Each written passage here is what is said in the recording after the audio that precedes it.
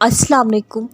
तुम्हारा रब तुमसे 70 माओं से ज़्यादा प्यार करने वाला है। तो सोचो, जब तुम्हारी एक माँ तुमसे इतना प्यार करती है तो वो रब जो बेहिसाब माओं से ज़्यादा प्यार करने वाला है और माँ को भी बनाने वाला हो ही है, वो तुमसे कितना प्यार करता होगा। ये जो तुम कहते फिरते हो ना कि मैं बदकिस्मत हूँ, मेरी तो किस्मत ही बुरी है, तो क्या तुम ये भूल जाते हो जो रब तुमसे इतना प्यार करता है उसने ही तो तुम्हारी किस्मत लिखी है, जो तुम्हें तुम्हारी माँ से भी ज़्यादा प्यार करता है। तो बताओ, उसके फ़ैसले कभी तुम्हारे लिए गलत हो सकते हैं? जब तुम्हारी माँ तुम्हारे लिए खुशियाँ चाहती है तो उस रब ने तुम्हारे लिए खुशियाँ नहीं लिखी होंगी। सिर्फ इबादत से काम नहीं चलते, अल्लाह ताला हक़ुक़ुल बात माफ़ नहीं करते। जैसे वो रब सजदे से पहले तुम्हें दुआ करना सिखाता है, वैसे ही वो तुम्हारे मांगने से पहले कबूलियत के वसीले बनाता है। खुदा की मोहब्बत का अंदाज़ ही डराला है, सब कुछ देकर भी कहता है कोई मांगने वाला।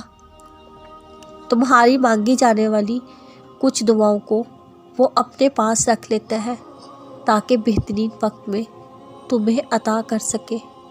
मौज़ों के लिए सब्र करना पड़ता है और कबूलियत के लिए सजदों में जाना पड़ता है।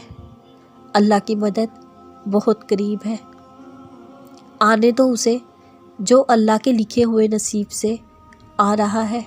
शायद वही तुम्हारी रज़ा भी हो, तौफीक मिली है तो मांगते रहो, हो सकता है जो तुम चाहते हो वो उन्हीं दुआओं के बदले मिलना हो और अल्लाह समेट लेगा तुम्हारे सभी गम और तुम फिर से मुस्कुरा दोगे इंशाअल्लाह। कुन के बाद कुछ भी नामुमकिन नहीं रहता। उम्मीद रखो, वो जो अल्लाह है ना, वो सब संभाल लेगा। बस कुछ देर की बात है, अल्लाह तो हमेशा साथ है। तुम सोचते हो ये नहीं हो सकता, लेकिन अल्लाह के लिए तो बस एक कुन की बात है। बस सब ठीक होने से पहले मुखालिफ कुछ हालात हैं। अल्लाह तो बस एक पुकार दूर है तुमसे। मान लो ये आज़माइश की आखिरी रात है। नामुमकिन तो कुछ भी नहीं, तहज्जुद में तो कुछ तो बात है।